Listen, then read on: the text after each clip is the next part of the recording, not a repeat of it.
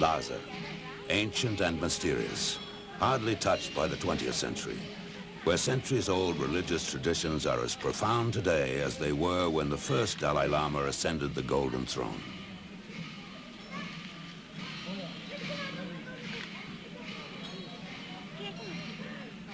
Tibet's capital, perched high on the remote trans-Himalayan plateau, has a special fascination for the modern world.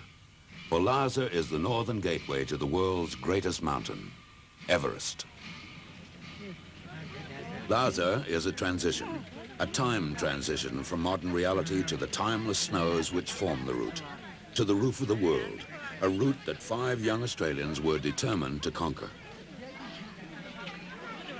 Tim Macartney-Snape, at 28, an experienced mountaineer, a natural leader.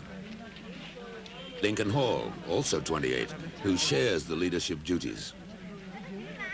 Andy Henderson, a computer engineer, completes the trio of 28-year-olds, while Geoff Bartram, who travels the world as a climbing instructor, is the veteran at 33.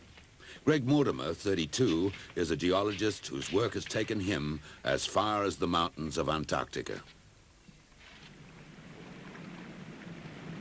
10 hours out of Lhasa, the road to Everest suddenly stopped. The Sangpo River barred the way, flooded by melted snow. Trucks had been waiting for 6 days since the normal ferry was stranded. This was the answer. A flimsy coracle made from yak hide, a mode of transport almost as old as man himself.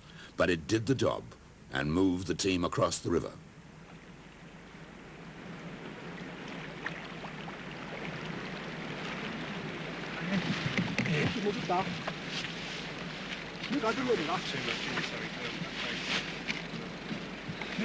Or a sail.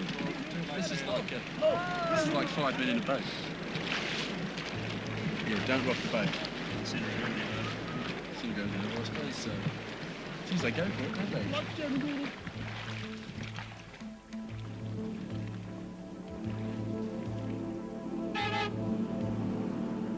Mile after dusty mile, over the worst roads in the world, closer and closer to Everest.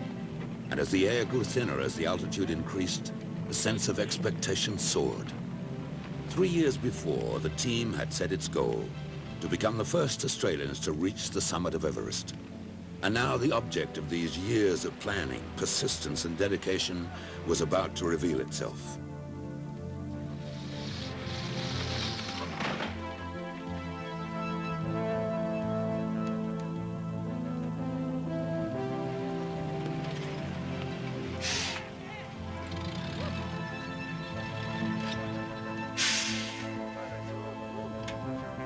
They could feel the fabled mountain, but low cloud veiled it. Suddenly, the clouds lifted to unveil Everest.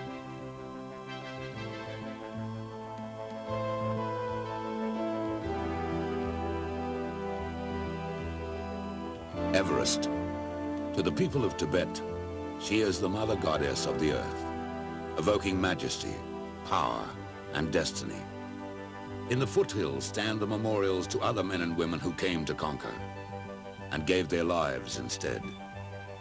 For the young Australians, it was time for their appointment with destiny.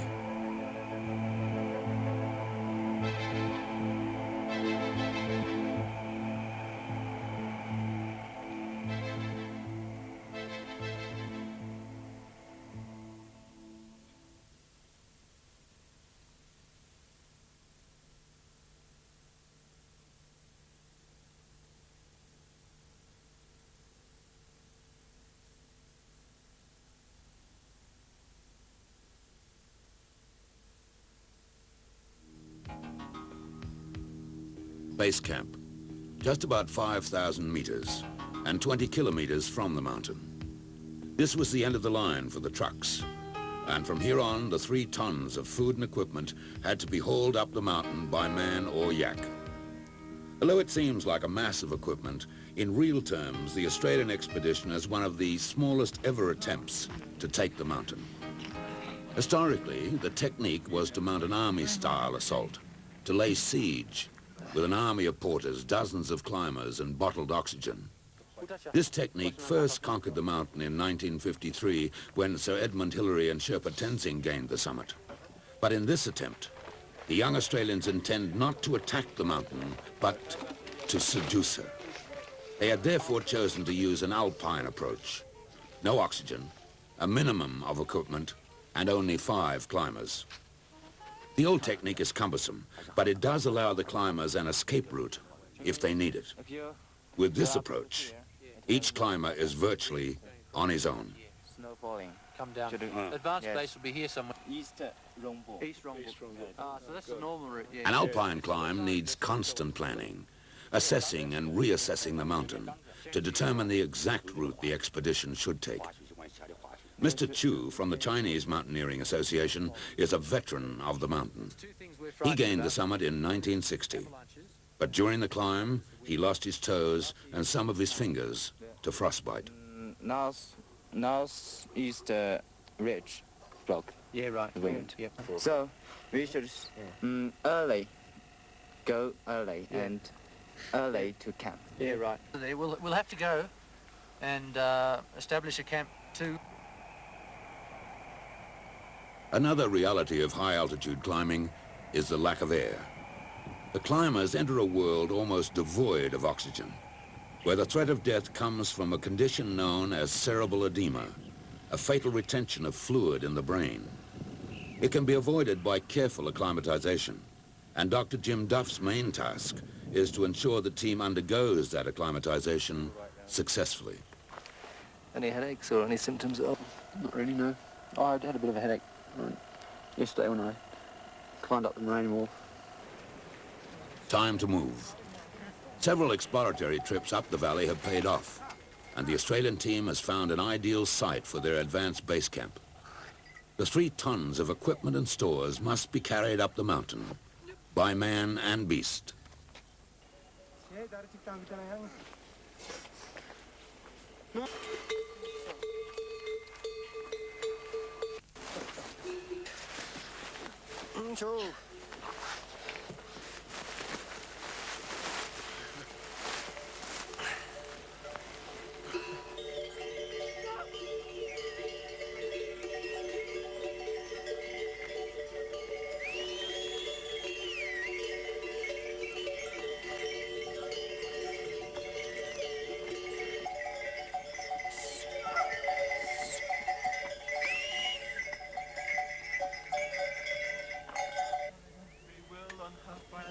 Those packs they're carrying weigh about 40 kilos.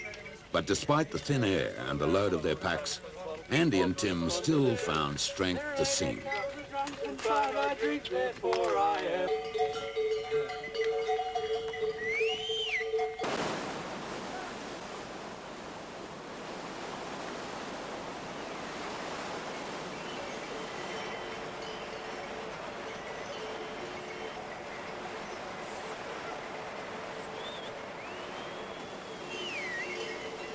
And you're right, that water is freezing.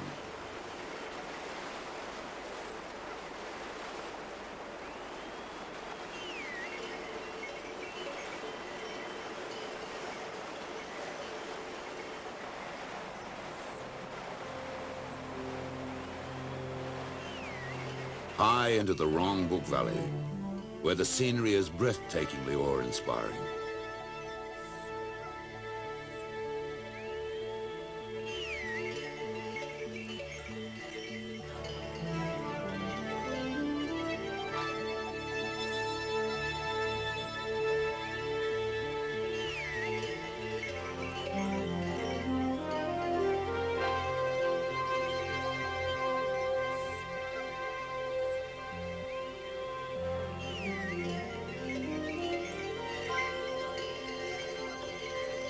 And it was good to see that yaks definitely have a mind of their own.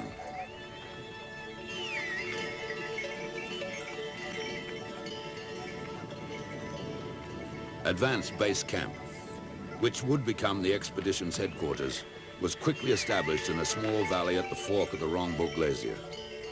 The only moment of panic came when Tim realized the last time he'd seen his climbing boots was in the bedroom of his Sydney home. My boots still haven't been found. Might just be some rockets. I'll give a muesli slice to anyone who finds my boots. That's what you've been waiting for, isn't it? You're hiding them in the tent. Yeah, that'll be all right. Our music's really high. No, they're Vitalwits, you see. At high altitudes, food becomes even more vital. The calorie drain is so great that the climbers knew they needed high-energy meals to survive. The expedition ran a vegetarian menu with an emphasis on natural foodstuffs, and each item had to be checked and repacked for ferrying up the mountain.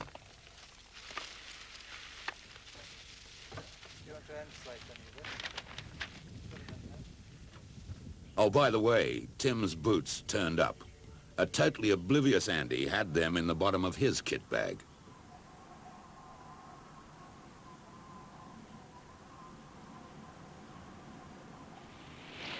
From Advanced Base, the acclimatization process went on, with the team making sorties into neighboring peaks, getting stronger on a daily basis as their bodies became accustomed to the rarefied air.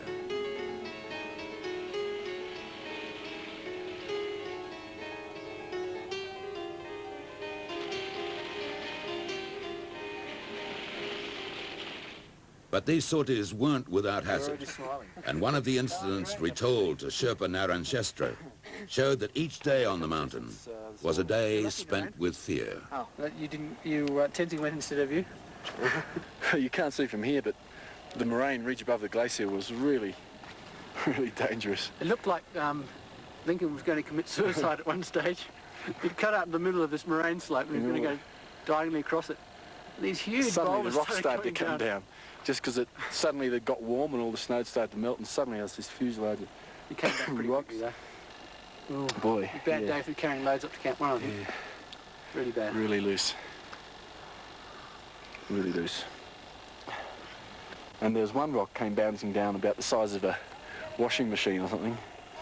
Bounced about 100 feet in the air, and then